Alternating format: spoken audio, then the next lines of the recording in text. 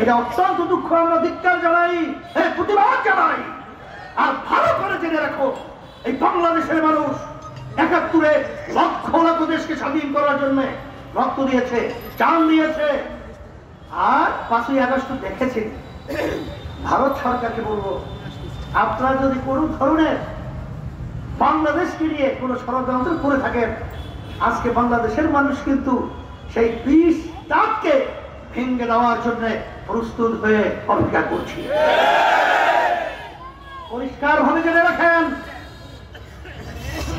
পরিষ্কার ভাবে জেনে রাখেন, এই দেশ আমার, এই দেশে আমি জন্মগ্রহণ করেছি। এই দেশ রক্ষার জন্য যদি প্রয়োজন হয় রক্ত দেব, চাল দেব, তেমন দেশকে রক্ষার জন্য পথে নামবো, কোনো সন্দেহ নাই, প্রতিবাদ করবো। এই হিসাবে আমি সকলকে উদাত্ত আহ্বান জানাবো, সতর্ক থাকতে হবে। আমাদের দেশে আর কি বিভিন্ন ষড়যন্ত্রের মাধ্যমে দেশকে ধ্বংস করার বিভিন্ন ষড়যন্ত্র চলছে। এই ষড়যন্ত্রের ব্যাপারে আমাদের সতর্ক থাকতে হবে। আওয়ামী লীগ ভাইদেরকে বলবো, আপনারা যারা আওয়ামী লীগ করেছেন, আপনারা দেখেছেন যারা আপনাদের নেতৃত্ব দিয়েছে, আপনাদেরকে ফেলে তারা কিন্তু ঠিকই টুনটুনা টুনটুন ছোটবেলায় পড়েছি সেই চরিত্র কিন্তু প্রকাশ করেছে।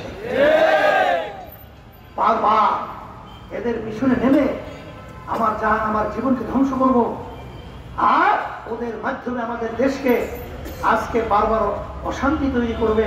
আর আমরা একটা করত রাজ্য, আমরা একটা দালালি রাষ্ট্র, আমরা বিভিন্ন কাজে তাদের গোলাম হিসেবে বসবাস করব, এটা হতে পারে না। এই হিসেবে আমি সকলকে আহ্বান জানাচ্ছি, আসেন মাদারীপুরের মাটি ইসলামের জন্য ঘাঁটি। মাদারীপুরের মানুষ সবাই যদি আমরা একাত্রিত হতে পারি, আল্লাহর খাস মেহেরবানিতে আমার মন বলছে যে দেশের ভিতরে ষড়যন্ত্রকারীরা কখনোই তাদের এই বিষ নীল দাগ দিয়ে আমাদেরকে আর কামড়াতে আসতে পারবে না। আলামিন এই সমাবেশ যারা এসেছেন, ব্যবস্থা করেছেন, সকলকে ধন্যবাদ জানাচ্ছি।